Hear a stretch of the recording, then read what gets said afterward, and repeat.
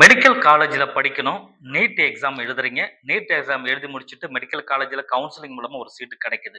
அப்படின்னா, ஒரு private medical காலேஜ நீங்க எடுப்பீங்களா?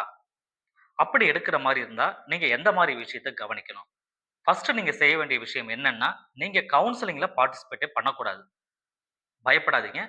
பண்ணக்கூடாது அப்படின்னு சொன்னா, நான் சொல்றது நீங்க கவுன்சிலிங்ல பார்ட்டிசிபேட் பண்ணிட்டு, எந்தெந்த காலேஜ் வேணும்னு சொல்லி ஒரு சாய்ஸ் ஃபில்லிங் நீங்க பண்ணுவீங்க.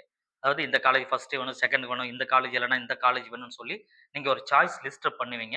அந்த சாய்ஸ் லிஸ்ட்ட பண்றதுக்கு என்ன அர்த்தம்னா, இது கிடைச்சா நான் படிப்பேன். இந்த காலேஜ் படிச்சா நான் கிடைச்சா நான் படிப்பேன்.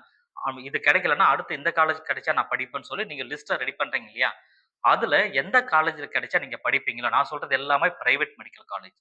அந்த பிரைவேட் மெடிக்கல் காலேஜ்ல நேரடியா போய் விசிட் பண்ணுங்க. Before counselling. Before participating counselling. So கவுன்சிலிங்ல நீங்க பார்ட்டிசிபேட் பண்றதுக்கு முன்னாடி, தயவு செய்து அந்த காலேஜ் போய் நேரடி விசிட் பண்ணுங்க. விசிட் பண்ணிட்டு, நீங்க அந்த காலேஜ் எப்படி இருக்கு? அங்க யார்ட்டயும் விசாரிங்க. சீனியர் இருப்பாங்க, ஃபைனல் இயர் ஸ்டூடண்ட் இருப்பாங்க. அவங்க கிட்ட கேளுங்க. இந்த காலேஜ் எப்படி டீச்சிங் எப்படி இருக்கு? ஆ டெவலப்மெண்ட் எப்படி பண்ணி தராங்க? ஃபீஸ முக்கியமா எவ்வளோ வாங்குறாங்க? என்னென்ன ஹிடன் ஃபீஸஸ்லாம் இருக்கு? இந்த மாரி விஷயங்கள தெரிஞ்சுக்கங்க. தெரிஞ்சுக்கிட்டு அந்த காலேஜ் எல்லாம் வேணுமா, வேணாமான்னு முடிவு பண்ணிட்டு, அதுக்கப்புறம் சாய்ஸ் ஃபில் பண்ணுங்க. இதுதான் வந்து நல்ல மெத்தட் உங்களுக்கு.